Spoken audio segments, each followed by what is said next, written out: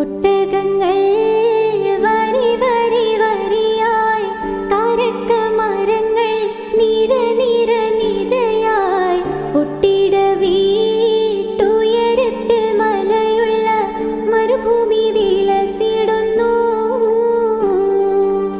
തൊടുത്ത സിക്കു മരത്തിന്റെ കനികളും ജറാതെന്ന കിളികളും ചൂടുകാറ്റിനൊലികളും ഇടക്കിടക്ക് കച്ചോട സംഘങ്ങൾ പോകുന്ന പാതകളും.